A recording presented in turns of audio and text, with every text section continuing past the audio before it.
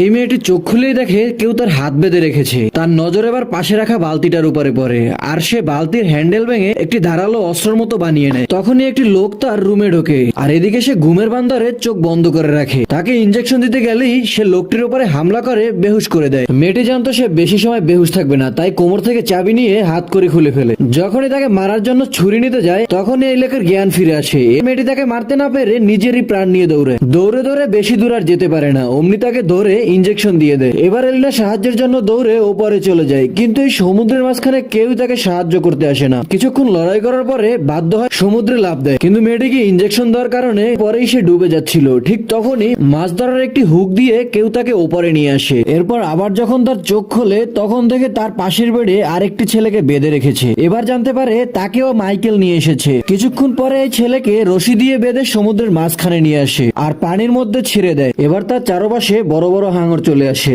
যা মাইকেল জাহাজের ওপর থেকে ভিডিও করে। এই ছেলে তো ভয়েই কাঁপতেছিল। এলিনা তাকে শান্ত হতে বলে, আর আশ্চর্যজনক হলো ছেলেটি শান্ত হতেই শার্ক গুলো চলে যায়। কিন্তু মাইকেলের এটা একদমই পছন্দ হয় না। সে আবার ছেলেটিকে ওপরে তোলে, এবার ওর শরীরে চাকু মেরে রক্ত বের করে। মাইকেল চাইছে ওকে সমুদ্রের ভেতরে ফেলে সব থেকে বড় হাঙর গুলোকে ডাকতে। ঠিক তখনই আকাশে হেলিকপ্টার দেখা যায়। এবার মাইকেলের সবকিছু ফাঁস হওয়ার ভয়ে তাকে আর সমুদ্রে ছাড়ে না। এই ছেলেটি বেঁচে তো গিয়েছিল, কিন্তু খুব খারাপ অবস্থায় আছে, আর নিজেরই আঙুল কেটে ছোট করে, যাতে করে হাত করি ঢিলা হয়ে যায়। যখনই মাইকেল কেবিনে আসে, এলিনাকে আর দেখতে পায় না। সে সামনের দিকে চলে গেলেই এলিনা দরজার পেছন থেকে বের হয়, আর লকার খুলে গান বের করে মাইকেলকে শুট করে দেয়। গুলি খেলেই রাতে মাইকেল সমুদ্রের মধ্যে পড়ে, আর জাহাজের ওপারে বসে এলিনা তাকে ধরে রেখেছে। এবার মাইকেলের এমন অবস্থা হয় যেটা ও অন্য সব মানুষের সাথে করত।